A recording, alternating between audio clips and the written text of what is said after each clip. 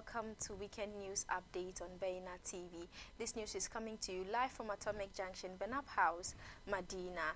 You can also stream us live on Facebook at Baina TV and on YouTube at Baina TV. Here are some top stories that have been making headlines during the week. Power outages affecting our businesses. Release Dumsor timetable, says Guta. Muslim Health Workers of Ghana organize maiden conference. Akufo-Addo's insistence that chiefs stand up to greet him worrying and disrespectful, says Mahama. An unfortunate Dumsor era won't return under my presidency, says Akufo-Addo to Ghanaians. Details of the stories comes up shortly.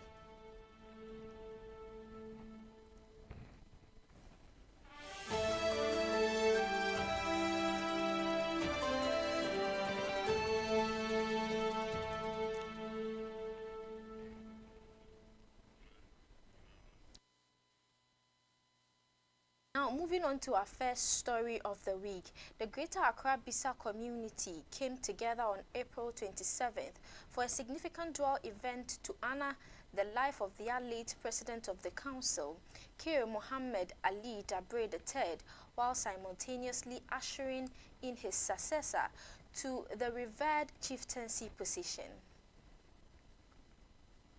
The occasion marked the 40-day memorial service of Mohammed Dabre Ali III and the beginning of the reign of his younger brother, Salisu Ali Dabre IV. This dual event was held at the National Mosque in Kanda, Accra, and it drew a massive turnout with Bisas from all walks of life and other natives from far and near converging to bid farewell to the late chief while welcoming his successor. The rich Bisa culture was showcased through the recitation of reverent appellations and poetic odes, celebrating the virtue of leadership and the chieftaincy enduring legacies. Ali Dabre III passed away last month in the United States after a brief illness. He ascended to the influential role after his elder brother Usman Ali Dabre II.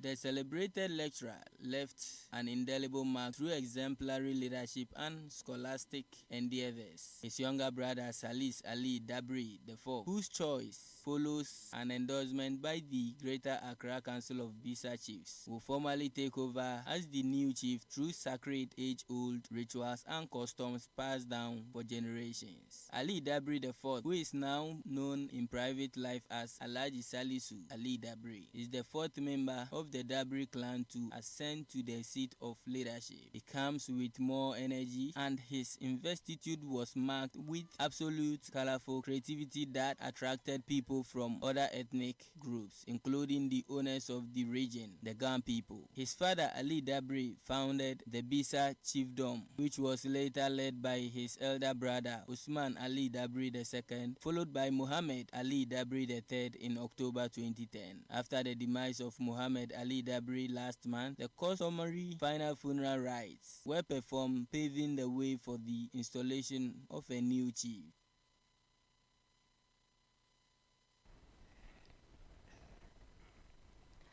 The Ghana Union Traders Association has joined calls for the Electricity Company of Ghana to release a load-shedding timetable as the ongoing power interruptions are negatively affecting businesses and livelihoods across the country.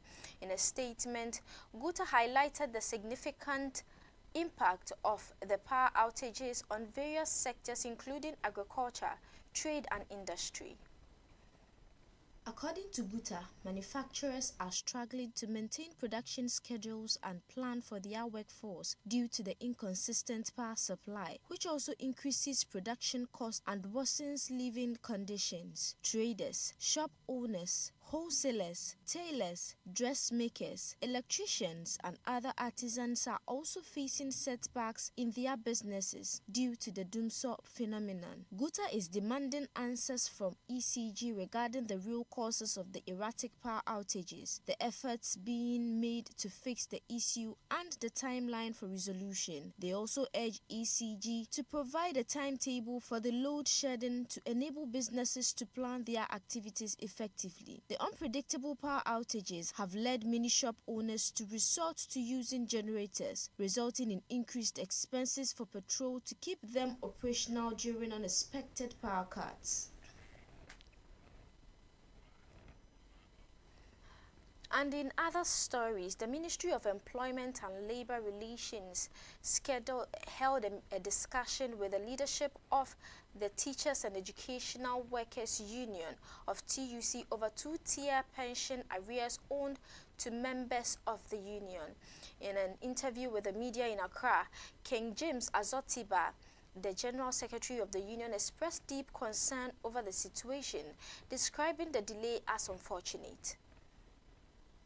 The union had previously set an April deadline for the government to resolve all outstanding payments owed to its members concerning SSNIT and Tier 2 pension contributions, which have reportedly been overdue since June 2023. King James Azotiba said, "Going into the meeting, this is something that is really unfortunate, and they have tried to understand the government, but it is becoming too much to the disservice of their members, especially those who are retiring." He explained that the Tier 2 is meant for investment so that when people are going on retirement, they will be paid, but SSNIT does not pay the lump sum any longer. The lump sum is being paid by our Tier 2 fund managers, and so they can only make a good investment out of it if the money is available for investment. He added that this is a salary deduction that is deducted from the salaries of their members every month. So it is unfortunate the government is still holding on to the money.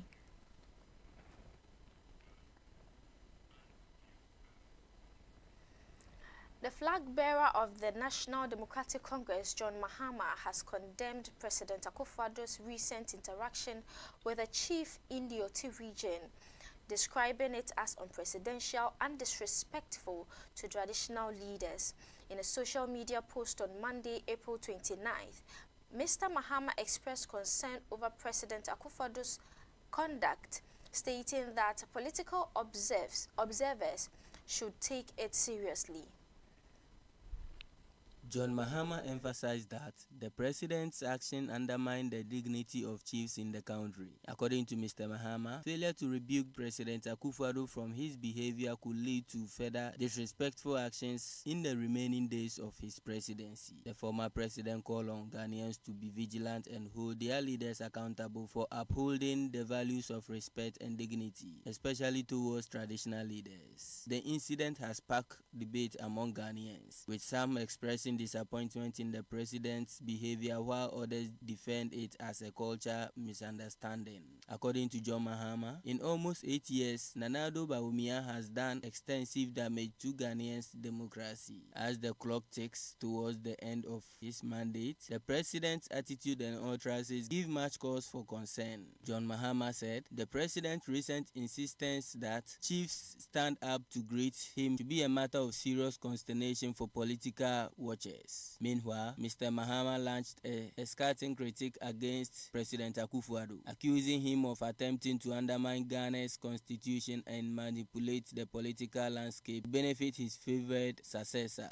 His criticism came in response to a statement by President Akufo-Addo, where he declared his refusal to transfer power to an opponent he had previously defeated.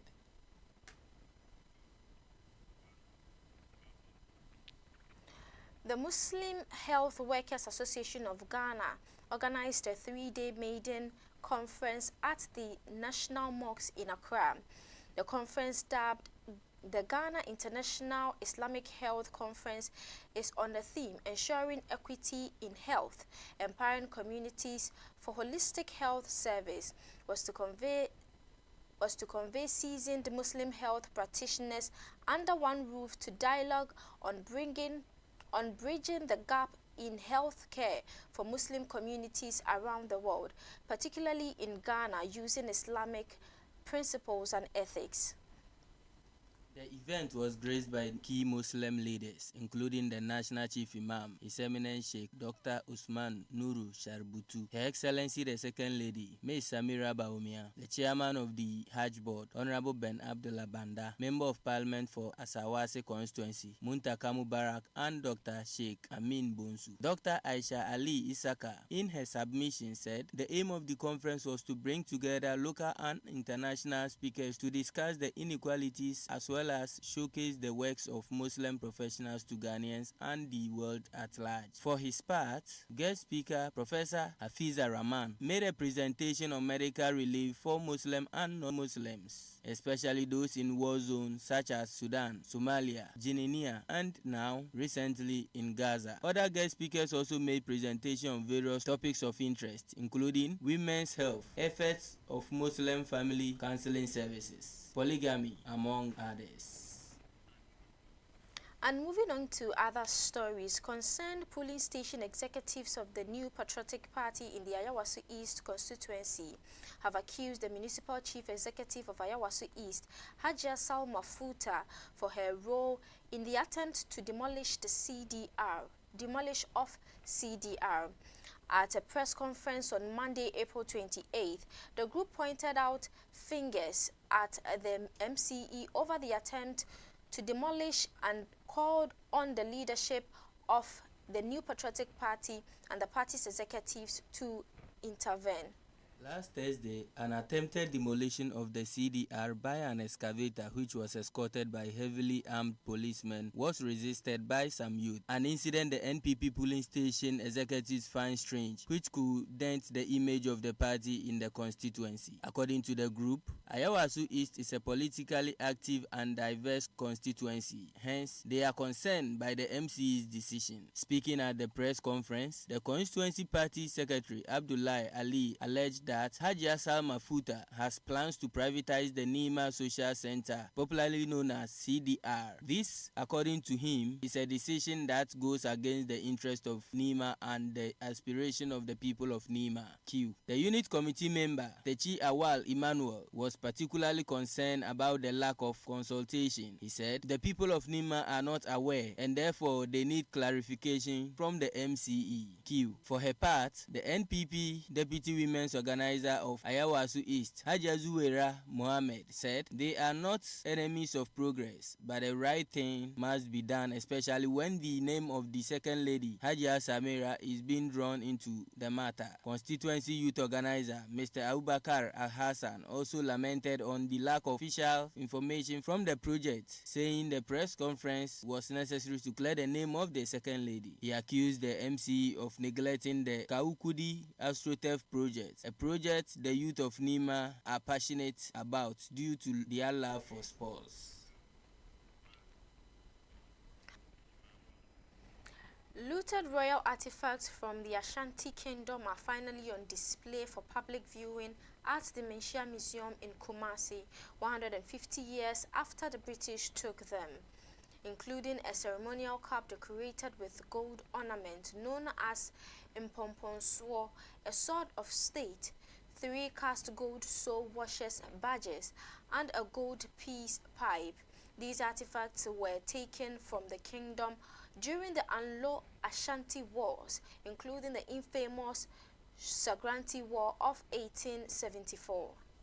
The collection also featured 7 sections of sheet gold ornament, 1 silver straining spoon, 1 pair of silver anklets, and 1 section of sheet gold ornament. A gold lute harp presented by the Asantehene Osei Bonsu to British diplomat Thomas Edward Bowditch during the 1817 trade treaty was also returned. 15 of these artifacts were returned by the British Museum and 17 from the Victoria and Albert Museum. Speaking at the homecoming of these looted artifacts, Otumfuo Seitu II indicated that the return of these items is a restoration of the Asante spirit. The Menchia Museum, opened by Otumfuo Opokuwari II, was originally the first palace built by the British for Asantehene Nana Prempeh I in 1925. It is to replace the royal palace they destroyed during the Yasantua War in 1900. Close to 3 weeks ago, the public can now see photographic and and regalia displays and lifelike mannequins of the 20th and 21st century, Asante-Hines and Asante-Himas, and the chronicles of Asante Kingdom,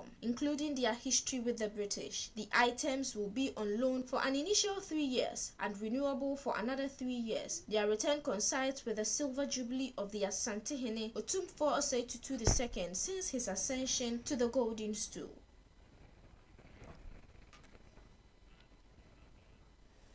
And that is how we wrap up. You've been watching Weekend News Update on Beyna TV. My name is Sherifatu Ayuba. Enjoy the rest of our programs.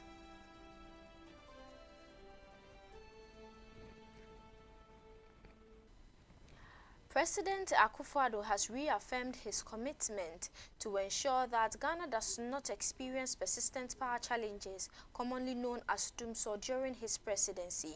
Addressing this year's National May Day celebration in Accra, the president assured Ghanaians that all issues related to doomsday have been effectively addressed, and they can trust his word on this matter. He pointed out that maintenance work on transformers and other essential infrastructures has been completed. Expressing gratitude to Ghanaians for their patience, President Akufo-Addo also acknowledged the challenges faced by citizens during the period of erratic power supply and thanked them for their resilience. He highlighted his government's effort to ensuring continuous electricity supply and promised not to backtrack on his achievement. He emphasized that his administration had worked tirelessly to keep the lights on for Ghanaians, and he intended to maintain this progress. As your president, I want to extend my heartfelt gratitude to all Ghanaians for their patience and understanding during recent temporary challenges with the electricity supply across the country. Over the period, the issues surrounding maintenance of transformers and gas supply have been successfully resolved, resulting in a sufficient improvement in power supply reliability. Indeed, over the past few days, we have witnessed stable electricity supply across the country, with no load shedding reported anywhere yesterday. For the past 7 years, we have worked tirelessly to keep the lights on, and I am confident that the unfortunate era of doomsday will not return. At the same event, the Secretary General of the Trade Union Congress, Dr. Yao-Ba, emphasized the critical need for President Akufo-Addo to keep to his word. Dr. Ban stressed the importance of taking action to address the president's power challenges faced by the country. Vice President Dr. Mahmoud Bawumia has emphasized the profound impact of the Apiache explosion on the nation, highlighting the responsibility of Ghanaians to prevent similar tragedies in the future. During the official inauguration and handover of the new community to residents on Thursday, May 2nd, the Vice President said the explosion shook Ghana's foundation, leaving Apiache and indeed the entire country in deep sorrow and distress. The Vice President, Dr. Mahmoud Bawumia, who inaugurated the project, was accompanied by the regional minister and other ministers. Over 120 housing units have been finished and are ready for occupancy at Apiache, a farming community located between Bogoso and Baudie in the Prestia Uni Valley municipality in the western region 2 years after it was struck by a tragedy. In January 2022, a vehicle carrying about 10 tons of mining explosives to the Chirano mines collided with a bicycle, resulting in the detonation of explosives, which destroyed the entire community. After the unfortunate incident, the government immediately commenced the reconstruction process, which has seen the completion of 124 housing units and auxiliary facilities for the survivors.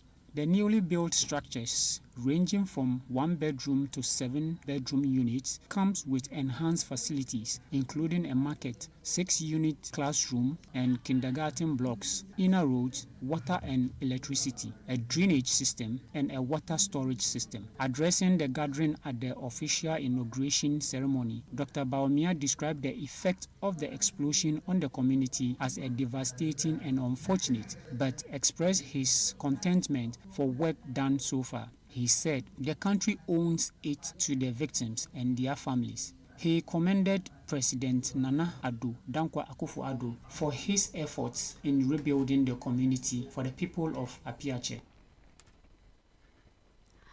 And finally, the Member of Parliament for Ayawaso North constituency, Yusuf Jaja, has donated sports items to teams in the Ayawaso North constituency as part of his sports development initiative.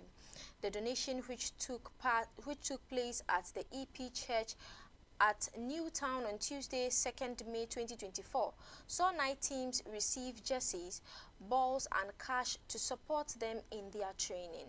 Teams such as Aveno FC, Alhamdu FC, New Era FC, Strong Tower FC, Bayern Munich FC, FC Mamobi, African Crown Soccer Academy, and Accra Newtown Youth were among the beneficiaries. Speaking after the donation, Yusuf Jaja said, "One can easily tell the love for football, which is now world's most followed sports, by simply looking at the number of teams in the Ayawaso community." He also highlighted on the need for discipline in football, saying, "Football needs discipline, and with discipline, every player has the potential to excel." The Member of Parliament promised to continue supporting the development of the game through the initiative as a means of motivating talented footballers to give out their best.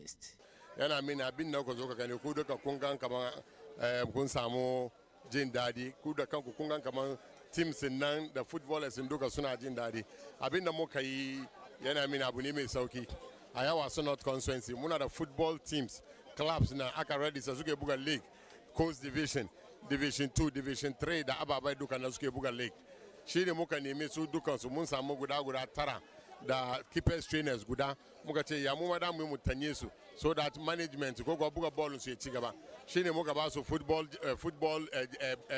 jerseys, mun ba teams sun duka jerseys, muka ba su football kuma na bugu, sannan muka ba su kudi kuma at least da su buga ma su doki lori da shi da wasu ababai. A takaice in kun ga mu abinda muka yi kenan, muka organize wanga program, teams sun duka muka supporting su. Former Minister of Youth and Sports, Neil Lante Van Der Poel, commended Yusuf Jaja for the initiative.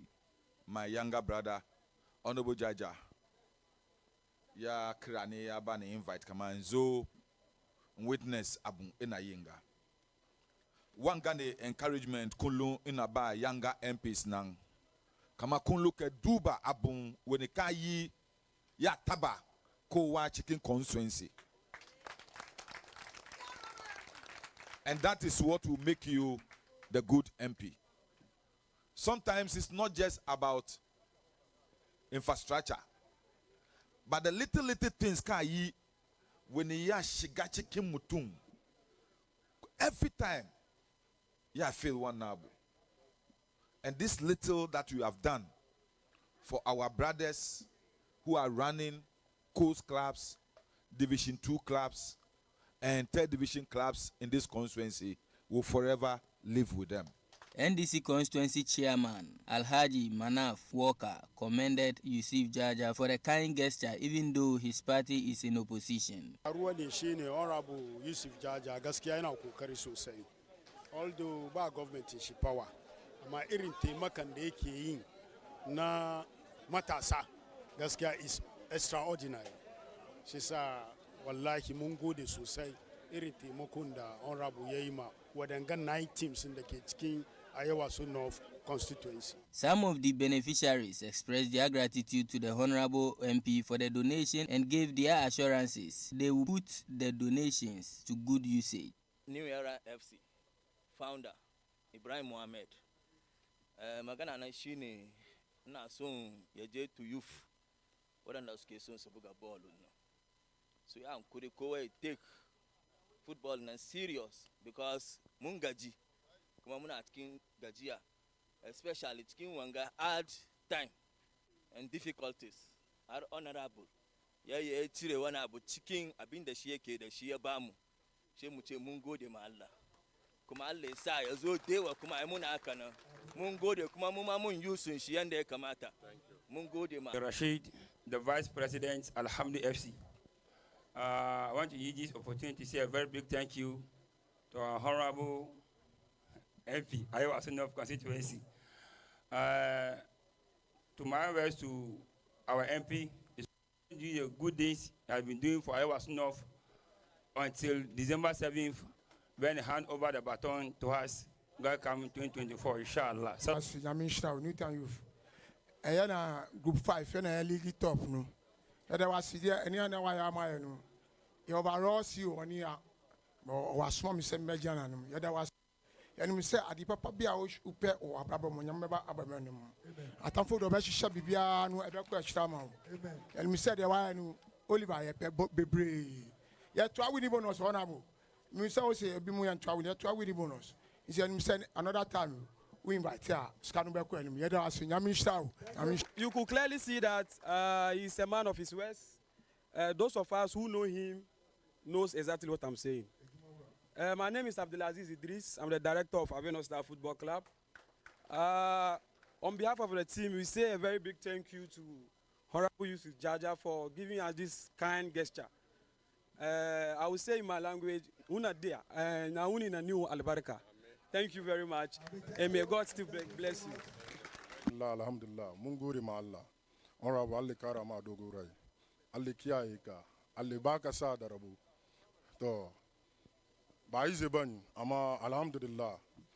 Allah sa kafin damu ji another call kuma abin damu zo mu karbi yafiya kanga kuma. Allah kiyaye ka. Allah baka sa da rabu. Doyin team ba yi zeban. Wallahi, especially coast team. Division team, co-one division duka ba ize bani. 2000 gade ya rage pressure. Wallahi, da jesse the ball, say ball ba ize bani. And that is how we wrap up. You've been watching Weekend News Update on Baina TV. My name is Sherifatu Ayuba. Enjoy the rest of our programs.